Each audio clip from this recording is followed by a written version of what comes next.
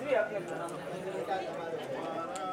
પુત્ર આ શું તારી સુકોમળ અંગડી ઉપર કઠોર વસ્ત્રો અને શસ્ત્રો શા માટે? હા માતુશ્રી, મારા પિતાજી અત્યારે પાતાળની અંદર ગયેલ છે. 500 કૌરવોએ 7 કોઠા યુદ્ધની રચના કરેલ છે. આપણી સભામાં આપણા સૈન્યની અંદર કોઈ 7 કોઠા યુદ્ધ જાણતું નથી, માટે મેં 7 કોઠામાં જવાનું બીડું લીધું છે. માટે આપ મને રાજ્ય ખુશીથી રજા આપો કે રણ સંગ્રામમાં મારો વિજય થાય. અરે નહીં નહીં મારા બાળ, હજી તો તું છે બાળ અજ્ઞાની. અરે માતા, શું અજ્ઞાની સદા પણ સિંહ તેરો સૂટલ્યો માની. રણ છે વિકટ વાલા, જાણ નથી એ વાતની. અરે માતા, સેવ વિકટ સદા રણમાં જઈને પદવી દીપાવું મુજ તાતને. તે કૌરવ અગ્નિ સમાન સળગાવીને ખાક કરનાર. અરે માતા, આ પુત્રને તમે માનજો, એ છે એક મેઘની ધારા. એ કૌરવ સાક્ષાત કાળના પણ કાળ છે. અરે માતા, આ પુત્ર તમારો કાળનો પણ પ્રલય કાળ છે. એ કૌરવ મોહમ્મદ માતંગો સમાન કુમાર છે. તો આ પુત્ર તમારો માનજો, એક અંકુશનો આકાર છે. માં, મને રાજ્ય ખુશીથી રજા આપો. આંખની કીકી સમો આધાર તું મારો, અળગો કરી શકું નહીં કુમારી મારો. લોહીની સજા તરસી છે કૌરવોની તલવારો, નિરખતા રહેશે ભોગ તત્ક્ષ તારો. નહીં નહીં મારા લાલ, હું તને યુદ્ધે નહીં જવા. અરે નહીં માતા, અરે તારી બેટે માતા પુત્રને રણે જતા અટકાવશે તો ભારતનો ઉદ્ધાર કહે માતા હવે ક્યારે થશે? દેશ ધર્મ સમાજને માટે પુત્રને કપાવજો. અરે અટકાવશમાં કોઈ મને રણવાટ હવે જવા દે.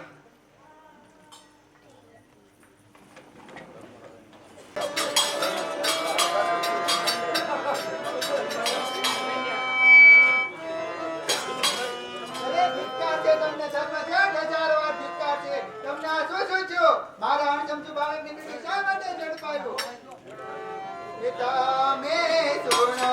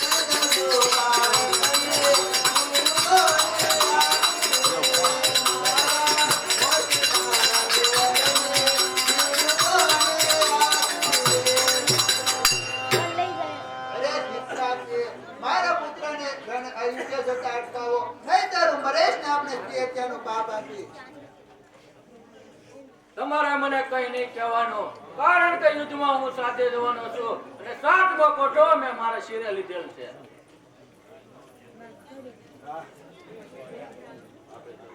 આજે મોટું ધર્મ સંકટ આવી ગયું. સુભદ્રાજીને છે બહુ મોટો કલ્પાંત કરે છે. કાલ સવારે કુદરત મને કહે છે, અર્જુનજી આવી મને કહે છે કે મારા કુમળી વહી જાઓ, બાળકને તમે જે છે યુદ્ધના પંથે મોકલી દીધો. ભીમસેન અભિમન્યુને અહીં બોલાવો.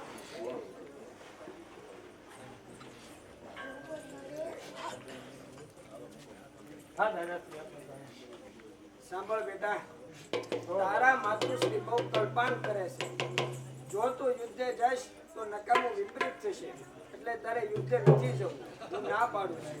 નહીં દાદા, સ્ત્રીઓનો તો એવો સ્વભાવ હોય છે.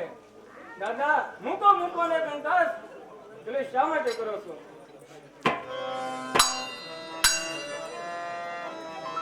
મૂકો ને કંકાસ, દાદા, મૂકો ને કંકાસ,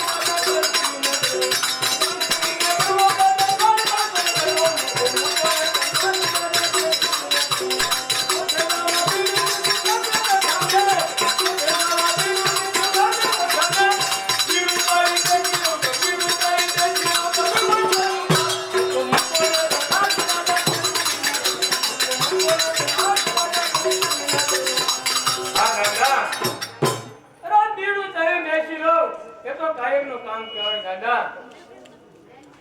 માટે તમે ખોટો ક્લેશ છોડી અને મને રાજી ખુશીથી યુદ્ધમાં જવાની રજા આપો. અરે બીડું તારે બેસી રહ્યો કાયમનું એ કામ જનતાનું ઉદિર લાગ્યા ને બોલાય બાપનું નામ. માટે હજુ તમને કહું છું કે ભરી સભામાં પાન ચાવા છે, પહેલા ચાવા નથી. વિકાળ જ્ઞાની સહદેવભાઈ, કઈક ઉપાય હોય તો બતાવો. આવડે દાદા, ઉપાય તો એક જ છે. જો ઓદરા રાણીને રાતોરાત તેડી લાવવામાં આવે તો તેના પ્રેમ મોહમાં પડવાથી સહદેવ અભિમન્યુ યુદ્ધ જતો અટકે. ઓતરા રાણી વૈરાટનગર રહે છે અને ત્યાંથી 700 જોજન જેટલી દૂર છે. તો ને રાતોરાત તેડી લાવે એવું કોણ? રાયકો. બોલાવો રાયકા.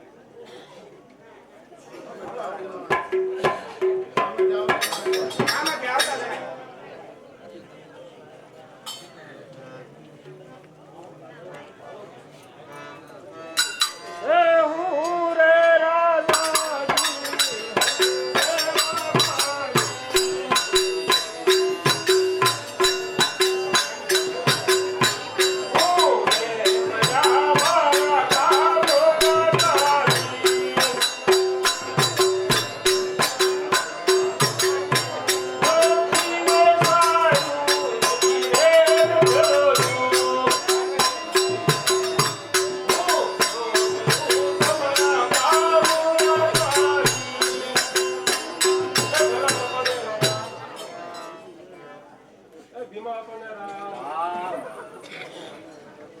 અરે હા બા, નથી કોઈનામાં ઢોર ઢાકર સારું કે મારી કોઈ રાગ કે રંજાણ નથી, તો અત્યારે આ કચેરીમાં બોલાવવાનું કારણ?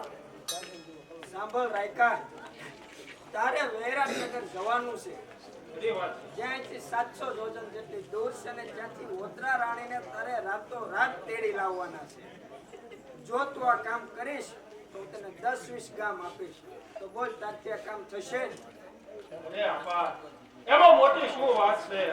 કારણ કે હું અત્યારે જાઉં તો સવાર પડતા જ ઓતરાને તેડીને લાવું. કારણ કે પાવનદમની સાંજ છે મારે કંઠે ગુગર માળ, હુલ્લારું તો આકાશ ચડે ને પાણી પીવે પાતાળ. બહુ લગી તો મારા પુત્ર કુંવરને હું ગમે તેમ કરીને રોકી, પણ જોજે વીરા, વાયદો જાય નહીં. જો તું ઓતરા રાણીને વેલાસર તેડીને આવીશ ને તો હું તને મારો સોનાનો હાર આપીશ. તમે તમારી પત્રિકા લખીને તૈયાર રાખો અને હું મારી હાડ શણગારી અને હમણાં નીકળવાની તૈયારી કરું છું.